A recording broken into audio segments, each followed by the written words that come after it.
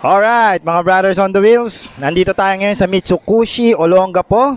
Yan po yung SYM, Euro Kiway at Euro Motors. So walang iba, ang nasa harapan natin ngayon ang bagong labas ng Euro Motor, ang Marvel 125. Marami nagre-request sa atin ito mga brothers on the wheels, kaya sinadya na natin dito sa kanilang shop. At sakto kakarating lang kahapon. Ayan. So meron pong dalawang unit dito ng Marvel 125 sa Olongapo branch ng Mitsukushi. Yan po, pareha silang matte red finish. Ayan, no? So makikita natin ngayon mga brothers na parang inspired siya sa alam nyo na, no? So hindi ko nababanggitin kung anong brand yan, kung saan siya na-inspired. Wait a minute! Pero ganun pa man, etong motorsiklo na ito mga brothers, almost half the price po ng branded Japanese na tinutukoy ko, no? Yeah, boy. Nasa 49,800 lang po siya, no? Sabihin na natin 50,000, no? Mura po. Siyempre, hindi naman lahat mga brothers nakaka-afford noon, no? Marami sa ating mga Pilipino saktuhan lang naman ang sahod. Tapos nangangarap ka ng ganong motor. Saktong-sakto, tamang-tama sa iyo itong Marvel 125. So wag na nating patagalin mga brothers on the wheel. Introhan na natin 'yan. Okay. Drop the... Brothers on the Wheels, bago tayo magpatuloy, baka naman pwede nyong i-like ang ating episode kahit wag na kayong mag-subscribe. Pero syempre, mag-subscribe na rin kayo at i-click ang all notification bell. Meron na rin tayong Facebook page, like and follow nyo na rin at mag-join na rin kayo sa ating Facebook group para fully updated kayo sa mga parating nating motorcycle episode. Cheers! Okay mga brothers, body design o yung sinatawag nating bodyworks, no? Well, ito masasabi nating isang underbone na sports ang datingan niya. Pero yung makina niya, huwag tayo mag-expect na ganun siya ka-powerful dahil 125 lang siya and meron lang siyang 2 valves na overhead cam at 4 na cambio. And of course, this is a carburetor type na Euro 3 at air-cooled ang sistema ng makina niya, no? Wala namang special, no? Etong motor na ito pwede mo lang gawing takbong pogi, no? So sa mga nagsasabi dyan na mga, alam nyo na, yung mga kamote dyan na lagi na lang ang tanong, top speed, horsepower, maximum torque, saktuhan lang po ito dahil ito po ay isang budget na underbone sports motorcycle, no? Pero sa bodyworks, wala akong say mga brothers. Ang ganda ng mga edges niya, no? Pagdating dito, di ba? Ang sharp. Tapos yung pagkakamat finish na red, maganda rin. O, kita nyo naman dito sa araw, ayan, Tapos yung decals works dito ng Marvel o ng Euro Motor, hindi baduy. Napakaganda tignan. Simple lang pero may dating. Ayan, meron siya ditong Marvel 125.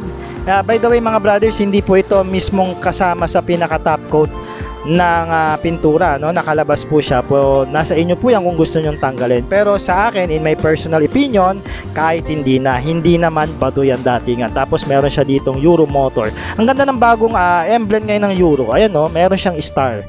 Tapos sa gitna may helmet. Tapos Euro Motors. Ito siguro kahit tanggalin mo na to, ito na lang yung matira, yung pinaka-emblem dito. Pero hopefully sana pagtagal, i-emboss na nila ito, yung parang Rapirize. Tapos meron ditong 125, 'di ba? Pagdating dito, Euro Motor again, and then Marvel 125. Ba't ba Marvel? Ano ba 'yon? Yung sa DC ba 'yon? O yung sa Avengers? Bakit pa marunong ka pa sa akin? Hindi ko alam, hindi ako fans ng mga yan Tapos again, meron din sa kabilang side dito ng Marvel 125. Ayan yung edges niya. Ito yung sinasabi ko. At saka dito, yung air ventilation dito, it's something to do po sa aerodynamics pagka mabilis na ang iyong takbuhan. Okay? Ganda.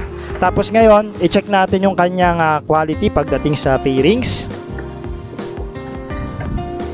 Ayan, masasabi ko mga brothers, nasa mutual position ng quality ng fairings nito. Meron siyang kunat at the same time meron din siyang rupok. Makikita nyo naman, nabibend naman siya kahit papaano di ba? Ayan, tapos ganun din dito pagdating dito sa bandang taas. Ang ganda ng edges dito. Yung tulis niya ayan. Tapos dito sa kabilang side, all the way dito sa belly pan yung tinatawag nating araro. Hanggang dito yung pagkakared niya. Tapos dito, matte black finish na parang yung style carbon fiber, pero hindi naman texture lang ng plastic to.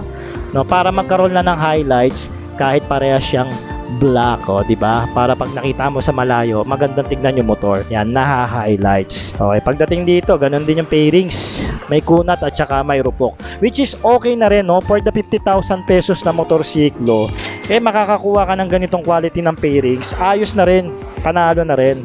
Alright mga brothers, dumapo naman tayo dito sa harapang bahagi ng motor, no? So inspectionin na natin siya ng malapitan. Dito sa ibabaw mga brothers, nagustuhan ko yung approach dito ng Euro Motors. Talaga namang may ginaya talaga no? Yung Artecero yan no? So talaga naman may ginaya, pero okay lang naman, no? Nagustuhan ko yung approach nila dito. May pagka-red dito yung fairings, no, tapos pagdating dito sa gitna, black na naman. So ang ganda talaga ng matching ng kulay all the way dito sa bandang gitna, no. Tapos may red dito na matulis yung edges. Talaga nagre-represent no kung paano siya maging sporty o masungit pagdating sa harapan.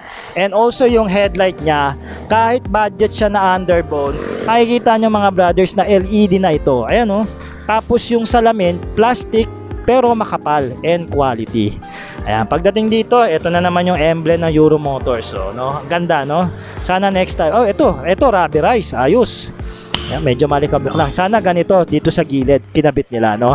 Pagdating dito sa baba mga brothers, meron din siyang daytime running lights, no? Yung DRL kung tawagin. So, yun, ito, meron sa gilid. Tapos bulb type yung turn signal lights niya. Ito po yan mga brothers. Alright, tapos punta tayo dito sa kabilang gilid. Dito mga brothers, makikita na natin yung front disc brake ng motor, no? Which is unbranded naman dahil wala nakalagay dito sa brand ng caliper niya. Tapos yung wheel mags niya mga brothers, maporma rin yung pagkakadesenyo na ang dimension is 17 inches. May tire size ito na 70 by 90. Again, pwede mo pa naman itong palitan o lakihan kung hindi mo gusto yung stock tire. Tsaka syempre yung stock tire nito mga brothers is Yongxing brand. May kadulasan po ito ng konti since China made po ito. So kung advice ko lang, kung binili nyo itong motor, ang una nyong palitan, wag tambucho. Mag-invest kagad kayo sa mga gulong o sa mga performance tire katulad ng Michelin, Pirelli, Dunlop, no? At saka wag kayong bumili ng peke. Maloloko kayo doon, no? So mas maigi po kasi ang gulong ng motor yan po ang buhay natin, no? Isa po yan. Okay, no? Pwede mo pa itong lakihan. Tapos meron siyang standard dito na telescopic port na manipis lang naman na which is okay lang for the 125cc. And then meron siya dito nga parang screen, no? So hindi basta-basta parang protection na rin ito sa dumi at saka sa mga muds pagka tag-ulan, no? Nadaan mo sa putik. So makikita natin dito yung head ng makina. Ayan, so naka-open na siya pero okay lang naman. Yung fender naman dito naka-extend mga brother, no? So hindi naman basta-basta marurumi yan. At saka may belly pan siya, ganda. So pinta tayo dito sa gilid mga brothers. Makikita natin dito yung right side na bahagi ng makina, which is nandito yung lagayan ng langis kung ikaw ay mag-change oil. Oy puta, nag-change oil ka na ba brothers? Puta, Valentine's na. Hindi ba nakapag-change oil? Yun lang. Okay, kamay muna. Alright. Anong kailangan kong gawin? Tapos meron siyang kickstart, no? Kickstart niya, okay naman yung engagement, no? Ang comment ko lang, dapat nilagyan ng rubber dito ng Euro Motors. Pero pwede mo pa rin naman yan bilan, no? Marami naman sa mga local shop. Yung tapakan niya, hindi natitiklop, pero okay lang naman makapal yung rubber. Ayan. So, matagal ito mapupudpod. Tapos, itong drum brake dito sa likod, okay naman din na tapak-tapakan, no? Kamay pa nga lang yung gamit ko, malambot na yung play. Ayan. So okay yung pairings dito. Ay wala talaga ako masabi. Tsaka ayos na ayos yung pagkaka-assemble dito ng Euro Motor. Na maganda rin naman yung quality control nila. Walang nakanganga, everything is naka-intact. No, walang dugyot na pagkakagawa. Tapos yung mga tornilyo na nilagay dito, kahit papaano naman, may pintura. Hindi basta-basta to kakalawangin. Ito, allen bolts, Tapos stainless. Tapos ito, matte finish yung muffler guard. Ayan, almost binalutan na talaga yung muffler para hindi basta-basta mapapaso ang ating backride at saka yung ating rider. Tapos yung tapakan ng pillion, itong backride, ayos din dahil aluminum na siya. Tapos tumutunog pagka ini-engage mo, 'di ba? Tsaka yung ganda ng ganda ng tangkay dito ng tapakan, Tapos parang meron pa ritong ano, parang pwede mo pa ritong itapak yung paa mo, no? Para hindi ka sumaga dito, hindi mapaso o masunog yung sapatos mo, yung swelas. Alright? May swing arm siya mga brothers na may kakapalan din, no? So tama lang naman din yung haba. And also yung dual shock niya dito is non-adjustable po pagdating dito sa rear. Which is kung magtataas ka o magbababa ka, magpapalit ka ng panibagong shock po. Okay? Okay mga brothers, dito na tayo sa likurang bahagi ng motor. Makikita na po natin dito yung drum brake setup ng motorsiklo. No, sad to say, ito walang pintura ito mga brothers. So, ito yung tinatawag nating galvanized. So, medyo ito alagaan nyo lang na punasan o langisan dahil lapitin po ito ng kalawang. Okay? And then itong pagkaka-finish talaga ng mags niya, ang ganda flat finish yung mags niya mga brothers. Tapos I don't know kung anong style ng mags to. Tulungan nyo nga ako dyan mga brothers on the wheels, lalong lalo na sa mga eksperto ng mags dyan. Pero masasabi ko yung mags malapad. Almost I think this is a 2 point something 2.5 mga dyan maglalaro. Tapos yung tire size niya is 100 by 80 at 17 inches wheel mags, no. Ito po tube type po, hindi po ito tubeless. And again, pwede nyo pa naman itong lakihan, no. Tapos makikita natin mga brothers, meron siya ditong maiksing tar hugger. Ayan, no, ito meron dito. Sana hinabaan kahit hanggang dito. Pero ganun pa man, pasalamat tayo at nilagyan pa rin nila. Double safe ang ating motor. Tapos meron pa rin ditong tapalodo, di ba? So hindi basta-basta papasukin ang putik natin. Tsaka madali mo punasan. Malinis yung underneath. Madali mo punasan, madali mo sprayan yung sa mga karawas na taglilima, ayos. Tapos dito pagdating sa fender niya, isa rin sa mga nagustuhan ko to kasi budget siya pero yung fender makikita mo naman hindi tinipid. Solid yung plastic at the same time ang ganda ng edges, no? Pang sports talaga. Haba. Ayan, no? Tapos lagayan ng plaka. Oh, meron pang separate light yung ilaw ng plaka mo, di ba? Oh, at least sangka pa kasi malayo na hindi na nila pwedeng iasa dito sa taillight, no? Ayan, no? Tsaka ang lapad. Yung malaking plaka bagay pa rin. Yun lang masagwa. May reflector dito. Ayan, tapos bulb type yung turn signal lights niya na nabibend dito sa harap. So okay na okay ito kahit matabig hindi mababali, no? Safe na safe. So, safe na safe kayo. Tapos yung taillight niya mga brothers, bulb type lang din. Pero ganun pa man, matulis ang edges nito at maganda yung pagkaka-shape niya, which is pang sports talaga, no? Tapos lipat tayo dito sa kabilang side pero nasa likuran pa rin tayo. Dito mga brothers, makikita natin yung kanyang rear sprocket na may size na 428 tapos 38 teeth. Ayan. So may yung kadena niya branded ng TEC, branded din na kadena yan So which is okay for the budget underbone cab. Hindi mapapansin mo pagka inimbestigahan natin o in-inspection natin na malapitan na hindi talaga tinipid ito ng Euro Motors, no? Talaga minaksimized nila yung kaya nilang ilagay sa motor nila. Tapakan ng backride. Yan, aluminum po yan. Ganda engagement, tsaka yung tangkay, alloy din, na silver ang kulay. Swing arm mo, diba? Di pa lang, ang ganda na, maikse pero makapal. Okay? Ito yung side stand. Okay naman i-engage kasi bago pa. Naka-center stand tayo. Mamaya tignan natin side stand setup. Okay mga brothers, ito yung side ng kaliwang bahagi ng makina. Ayan. So yung kambyuhan niya mga brothers, sabi sa akin ng mekaniko dito, si Guya, na meron siyang 4-speed na dagdag bawas, no? So ibig sabihin po rotary. Tapos may emboss name pa dito ng Euro Motors, emboss engrave, puta emboss bobo. Ayan, okay. So tara mga brothers, i-check na natin ang side stand, yung upuan, ilalim ng upuan, saka yung cockpit ng motorsiklo. Alright. Okay mga brothers, inspeksyonin natin yung seat cover. Alam nyo, isa ito sa nagustuhan ko dahil nakaka-amaze, no? For the budget underbone motorcycle, talagang tingnan nyo naman, hindi tinipid ng Euro Motors. Yung seat cover niya mga brothers, parang kung tawagin natin, meron siyang dalawang klase ng upholstery. Isa dito na masasabi natin parang magaspang yung pagkakapinis, at the same time dito naman sa driver seat o sa rider seat may texture din siya, no? So makikita natin na nase-separate, kahit pareha siyang black, makikita nyo na nag-highlights at nase-separate yung upuan ng back ride at saka nung rider, which is okay na okay. At the same time yung kapal niya ayos din. Tapos yung stitches okay din naman, nakikita nyo naman, no? Dalawa-dalawa yung stahi niya. So talagang matibay, no? Wag lang hulbirinin ng pusa sa taas na natin to. So pag tinaas natin mga brothers, meron siyang compartment dito, no?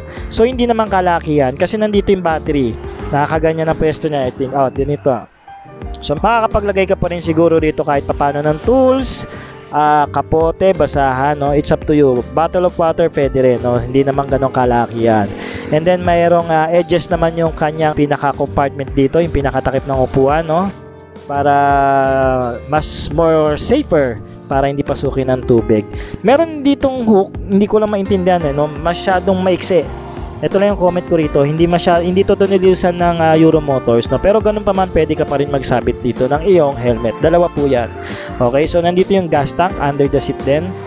Ito, dali naman din buksan. At the same time, good thing may goma, no? So kung kahit matapon yung gas mo, hindi matatapunan yung pintura dito ng tangke na which is ikababakbak niya. Ayan. Tapos parang dito lang tatapon yung gasolina, tutulo lang dito sa gilid, okay? Grab bar, okay din, kulay silver, which is good thing. Naka-highlights dito sa matte red ng motor, no? Tsaka ang ganda, kala mo Batman. Ang ganda, may edges siya, no? So hindi ordinary. So dito lipat naman tayo dito sa gauge panel niya mga brothers, o dito sa pinaka cockpit. So ang una ko kagad napansin dito, meron siyang USB outlet. Ayan oh. Tsaka ang ganda oh, nasasara. Pagka ganun mo, no need mo nang hindi sara, no? Kung makalimutan mong hindi sara, sasara siya, no? Tsaka hindi mababasa. No, hindi kakalawangin yung pinakasakit. Tapos may suksukan dito, no? May kalalim yan na pwede mong ilagay yung cellphone mo habang nagbibiyahe ka. Yun lang, lagyan mo lang siya ng pinakasapal, no? Para hindi umalog at hindi malaglag ang ating mga gadgets, no? So I think drinks pwede rin dito na maliit na bottle, basahan, okay din dito. Good thing meron siyang shutter key button, kahit isa siyang budget underbone na motor, ayan. Tapos dito na rin mga brothers yung buksan ng upuan niya. Ayan, so hindi na kayo maglilipat ng susi, no? Mas less hassle. Madali mo ma-access na buksan ang iyong upuan. Okay, no? So yung turn naman ni Bella niya, malaki din, na hindi ka mabibitin, lalong-lalo na kung nagmamanubra ka. And also yung pagkaka-bulky o pagkaka-wide ng kanyang manibela, tama lang naman, no? Hindi naman siya ganun ka-bulky, which is standard dyan sa mga underbone. Kaya nga, ang daling isingit nito sa mga traffic. At good thing, meron siyang end-bar, oh. At saka bakal, bra, di ba? Sa iba, plastic pa eh. Ito, hindi tinipid, oh. Handle grips, ganun din, oh. Quality, rubberized. Ayos na ayos. Tapos yung mga switches niya, meron siyang choke, pull the cold starting, horn niya sa ilalim, left tsaka right, oh. Dali naman engage. Tapos sa low bin and then high bin. Ito po lagayan niya ng side mirror. Tapos pagdating dito sa gitna, makikita na natin yung kanyang fully analog digital gauge panel. Biro lang, analog lang po ito, no? Kapal ng mukha mo! So, okay naman, very straightforward. Madali mo makita yung mga detalye niya, no? So, meron siya ditong kilometers per hour, sagad ng 140. And then, yung pinaka trip meter niya nandito, okay? And then, left and right, at least nakabukod. Tapos, ang ganda ng setup. Left and right, tapos yung taas na, hindi yan north, neutral po yan. Tapos, high bin yun dito sa baba. Tapos yung fuel gauge mo rito, parang ilaw siya na pula yan, sigurado. And then good thing, meron siyang gear indicator, nasagad hanggang kwarta. And then meron pa ba dito? Wala na, no? So, design na lang, okay? Pagdating naman dito sa kanan, mga brother, nandito yung off ng light, park light, and also yung headlight. Since meron din itong daytime running light, no? Electronic starting nito. Ito yung throttle, okay naman. Tapos yung pigay natin yung preno sa harap, okay din naman. So by the way mga brothers, wala itong lever dito sa kaliwa dahil ito ay isang semi-automatic na motor. Okay? So ngayon mga brothers, i-check na natin yung kanyang side stand and then yung kanyang seat height. Okay? Pati suspension. Alright. Okay mga brothers, i-check natin ang kanyang side stand setup. Yan. So ganito po itsura ng Marvel 125 pag naka side stand na po. Na masasabi ko naman in person na tama yung higa at tama yung kanyang tindig for the side stand, no? And also yung paa ng side stand niya nakapasok naman, which is good thing kasi pag hindi yan nakapasok, mataas ang tsansa ng motor tumumba, lalo na pag hindi pantay ang kalyeng iyong pinagparkingan. Okay, sige. So ngayon sakyan naman natin yung motor para ma-check natin yung kanyang seat height. So ngayon mga brothers, nakasagad ako dito sa unahang upuan ng motor, no?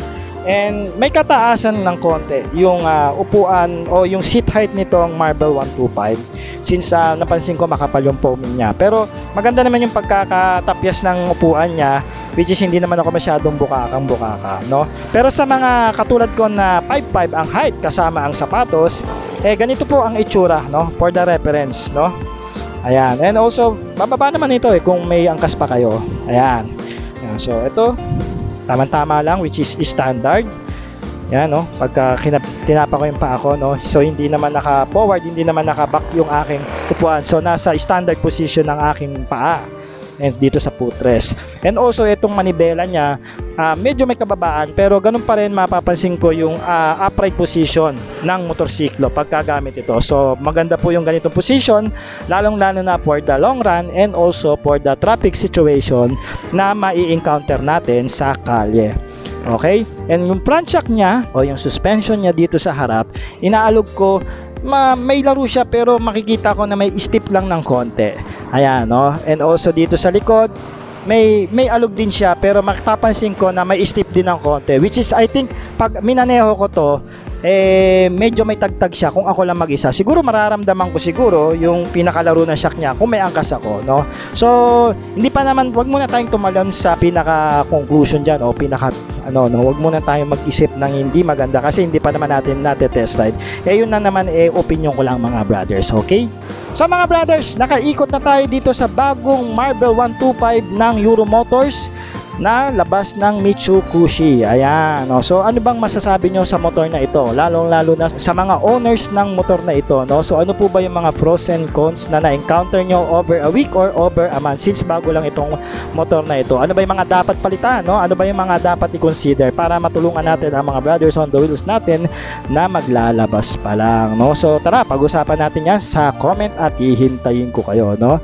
So maraming salamat mga brothers. Ako po si Ark ng Short Moto at sana magkita-kita tayo ulit for the next episode. Parang gusto ko tong walk around nito, hindi ko pa, wala pa akong walk around itong Giway 152 Try natin kung kaya ko pa. Okay? Do it! Bye, have a great time.